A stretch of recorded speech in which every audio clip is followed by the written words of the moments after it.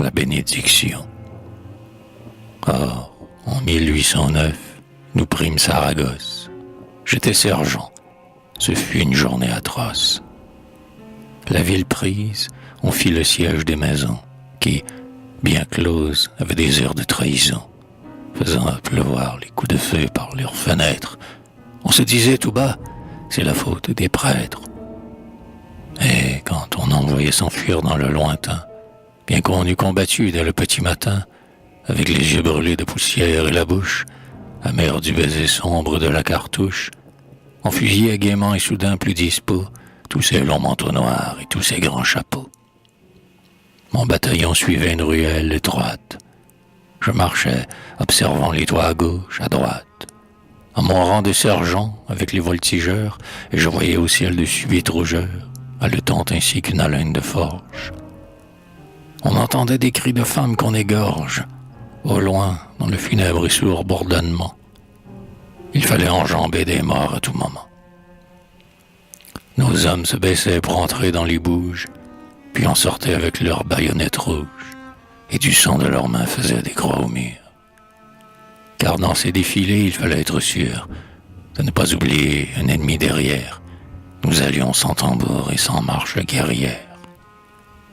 Nos officiers étaient pensifs, les vétérans, inquiets, se serraient du coude dans les rangs et se sentaient le cœur faible d'une recrue.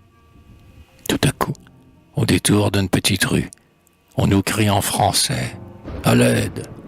En quelques bonds, nous joignons nos amis en danger et tombons, au milieu d'une belle et grave compagnie, de grenadiers chassés avec ignominie, du parvis d'un couvent seulement défendu par 20 moines, des monts noirs au crâne tondu, qui sur la robe avait la croix de laine blanche, et qui, pieds nus, le bras sanglant hors de la manche, les assommait à coups d'énormes crucifix. Ce fut tragique. Avec tous les autres, je fis un feu de peloton qui balayait la place, froidement, méchamment, car la troupe était lasse, et tous nous nous sentions des hommes de bourreaux. Nous tuâmes ce groupe horrible de héros.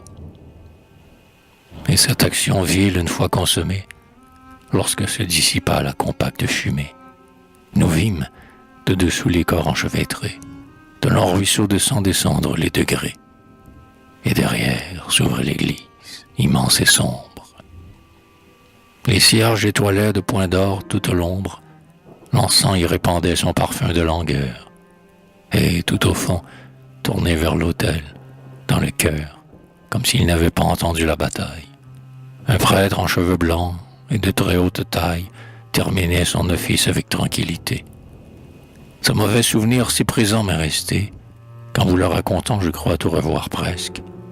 Le vieux couvent avec sa façade mauresque, les grands cadavres bruns des moines, le soleil faisant sur le pavé fumer le sang vermeil, et, dans l'encadrement noir de la porte basse, ce prêtre et cet autel brillant comme une chasse, et nous autres cloués au sol, presque poltrons.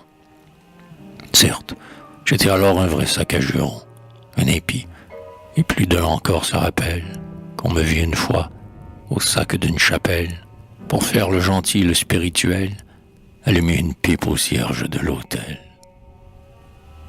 Déjà j'étais un vieux traîneur de sabretache, et le pli que donnait ma lèvre à ma moustache annonçait un blasphème et n'était pas trompeur. Mais ce vieil homme était si blanc qu'il me fit peur. « Feu !» dit un officier. Nul ne bougea.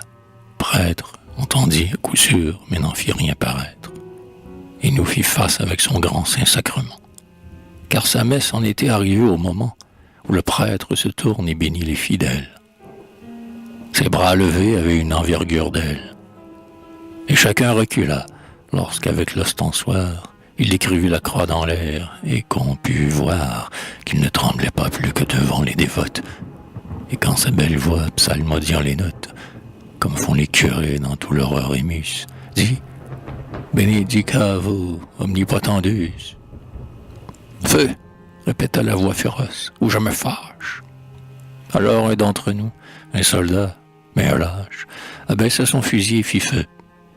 Le vieillard devint très pâle, mais sans baisser son regard, étincelant d'un sombre et farouche courage, Pater et Filius, reprit-il. Quelle rage, ou quel voile de sang affolant un cerveau, fit partir de nos rangs un coup de feu nouveau.